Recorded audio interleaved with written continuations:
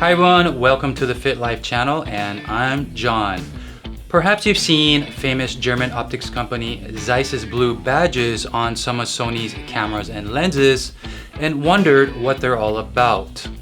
Zeiss assists Sony to create their famous Zeiss Look for those cameras and lenses. I have 3 cameras Sony co-developed with Zeiss, such as this ZV1 here, ready to go outside and record video to show you what those blue badges are all about. One of those cameras is a flagship smartphone that Sony claims is a camera first. Another is a digital compact camera, and the other one is an interchangeable lens APS-C digital camera. Let's get out of my hot micro studio and head on outside and see if those 3 cameras are worthy of having those blue badges.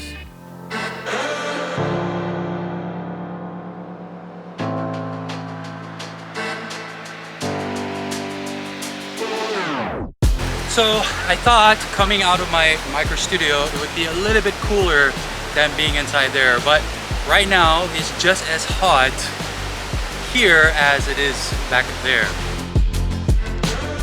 Sony Zeiss lenses, whether they're part of a Sony digital camera, a flagship smartphone, or on their own, are promoted as having excellent contrast, exquisite image rendering, anti-reflective coatings, and sharpness from center to all 4 corners.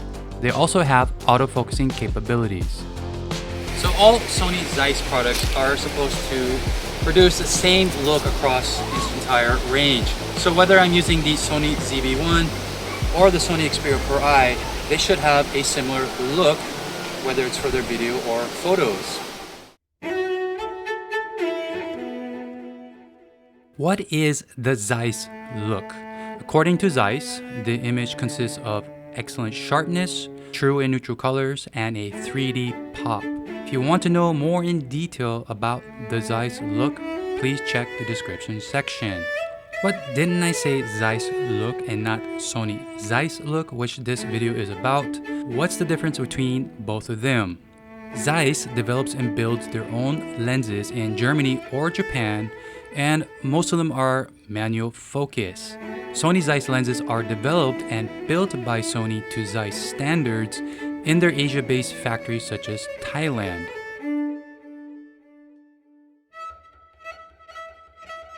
In theory, they should replicate the Zeiss Look. However, materials and workmanship may differ between a Zeiss and Sony Zeiss lens. So let's see if those claims are true by taking a look at video footage from the Sony Xperia PRO-I, the Sony ZV1, and the Sony ZVE-10, which all have a Sony Zeiss lens attached to them. They will all be using an f4.0 aperture with a shutter speed of 1/50, and because of how bright it is right now, they will all be using a ND filter. All right, so let's go ahead and take a look at some video footage.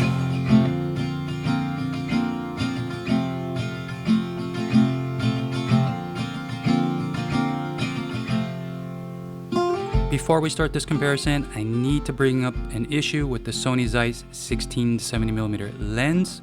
You will see scenes from the Sony ZVE-10 using this lens with its right side and sometimes its left side out of focus.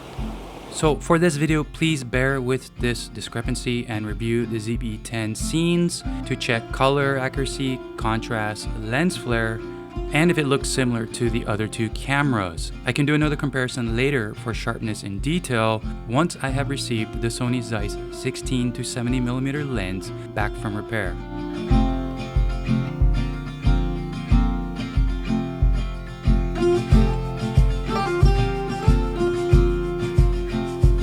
So right now this is the Sony ZVE-10 and I have to use the f4.0 aperture to match the one on the Sony Xperia PRO-I. So if you remember, it only has 2 apertures, an f2.0 and an f4.0. You can tell when doing outdoor scenes such as this, when it's very bright, the f4.0 aperture is a bit too wide. So what I'm going to do now is I'm going to go ahead and add an ND filter and you'll be able to see the scene a lot better. All right, so you can see having that ND filter is going to be very useful if you want to record in bright outdoor sunlight. If you have watched some of my previous videos, you do have to make one for the Sony Xperia PRO-I or find one from a manufacturer that does make them for smartphones.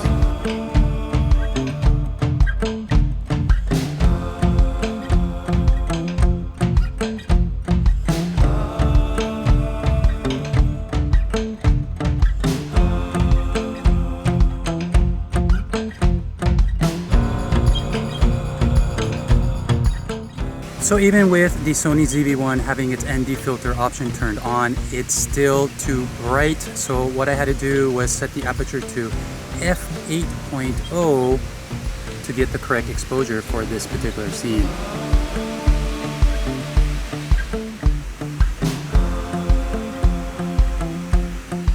So here's the Sony Xperia PRO-I without an ND filter. The scene is extremely overexposed. I have the ISO all the way down to 100, but it's still not enough because that shutter speed is at 1/50. Now let me go ahead and put on the ND filter to see if it makes a difference. And here it is with the ND filter on.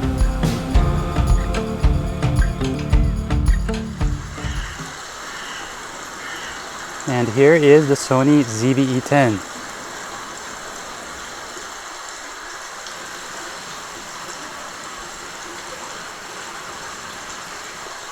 Very difficult to see the display on the Sony Xperia PRO-I, so I'm not sure if I did set the ND filter properly.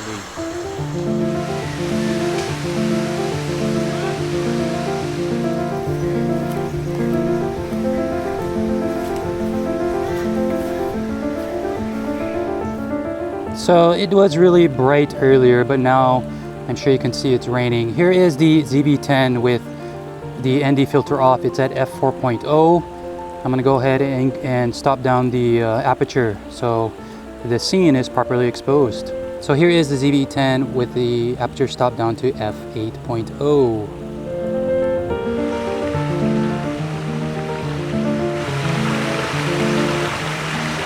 However, it's still too bright and the ND filter will stay on the Xperia PRO-I for the rest of this video.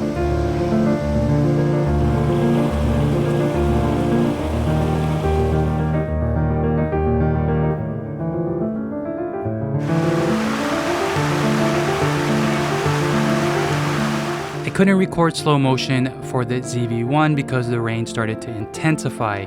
It's not waterproof and I didn't want to damage it, so I had to stop recording.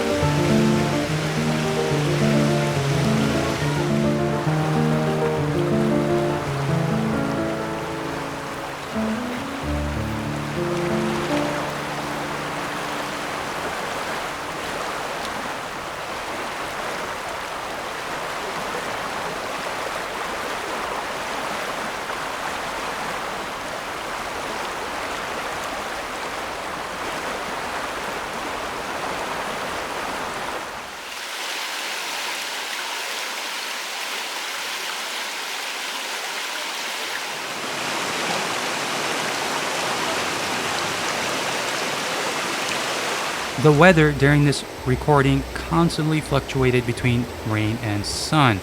This is why the past scenes have been inconsistent when it came to their lighting.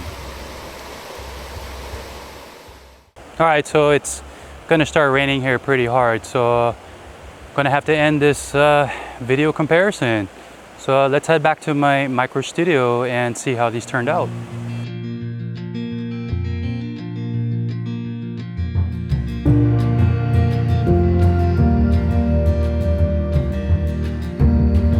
For the following comparisons, I took screenshots in 4K so you can pause the video and zoom in on them for a closer look.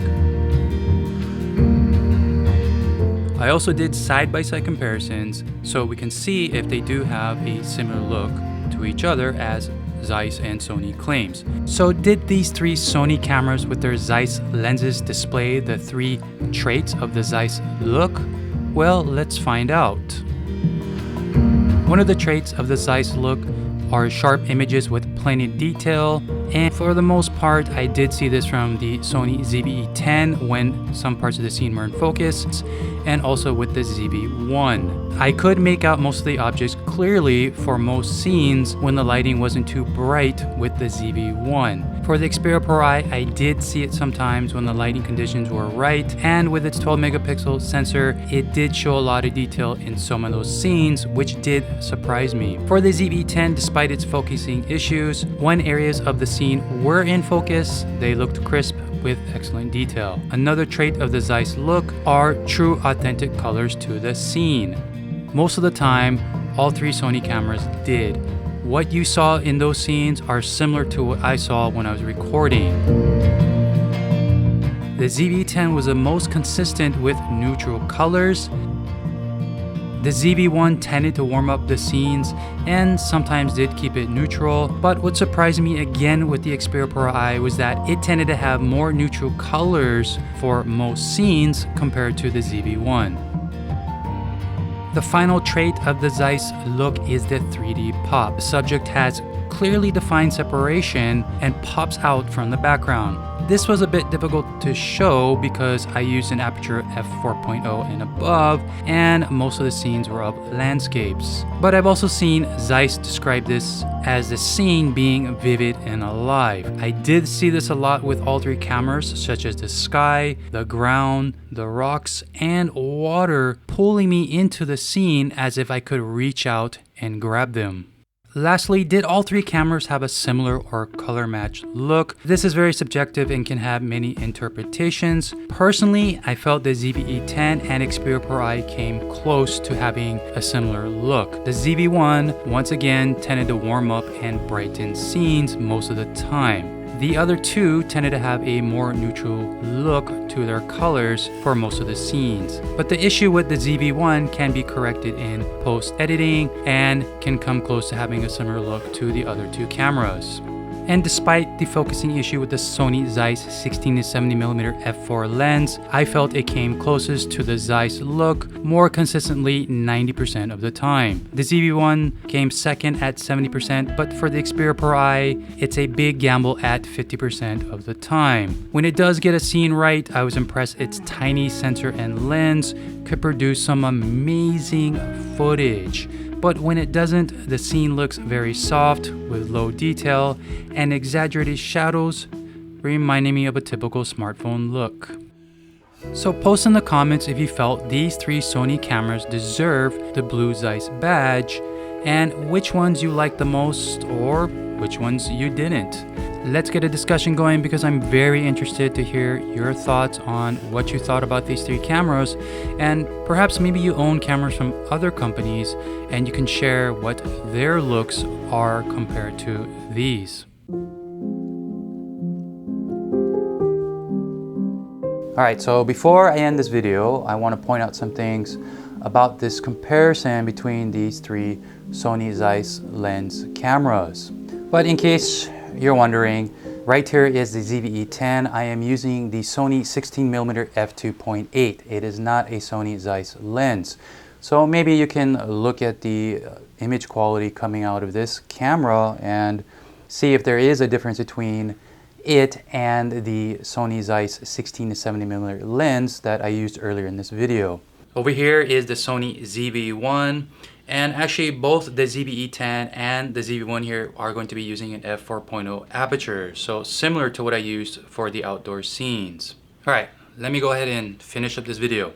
So it may seem a bit unfair comparing the 1.0 type sensor on the Sony ZV-1 and the cropped 1.0 type sensor and tiny lens of the Sony Xperia PRO-I to actual Zeiss lenses, which are usually used on full frame cameras and some APS-C cameras. Original Zeiss lenses tend to be a bit pricey and they are marketed towards the professional crowd. You probably saw a difference between the image output from the Sony Zeiss lenses and the Zeiss lenses from the various images that I had included in this video. All of the Zeiss images that you see in this video are from Zeiss's official website, Lenspire, which is a collection of photographs, videos, tips, and Zeiss products geared toward those interested in purchasing a Zeiss lens or want to engage with the Zeiss community. All the pictures and videos from all three of these cameras are unedited. So basically, you are seeing exactly what comes out of these cameras. But the thing is, Zeiss and Sony market the Sony Zeiss lenses as being similar to actual Zeiss lenses. And that's why I held them to the same Zeiss standards. And while the images that you see from these three Sony Zeiss lenses may not be at the level of the ones you see from Zeiss, I feel they invoke the spirit and reputation of the Zeiss Look. Don't be disappointed that perhaps the Sony Zeiss lenses don't have that traditional Zeiss look. Instead, they share the same characteristics of the three traits of the Zeiss Look, which help you create content that is color accurate and true to life, have great detail, and there's something about that image that pulls you in and you want to go around and touch the various objects and feel them as if you are part of that scene, you're actually in it. And that's why I feel these three cameras and lens do deserve that Zeiss badge. And that's it, everyone, for this video. I hope you found it interesting, or you learned some new information, or maybe it will encourage you to give Sony Zeiss lenses a try. Not being sponsored by Sony or Zeiss to promote these cameras or their lenses. I've been using them for a very long time, whether it's from a Sony flagship smartphone, from one of their compact cameras, or their other lenses. I've been very happy with the look that comes out of them. Go ahead and tap that like button, subscribe if you haven't done so. Until next time, stay safe, keep learning. I'll see you in the next video.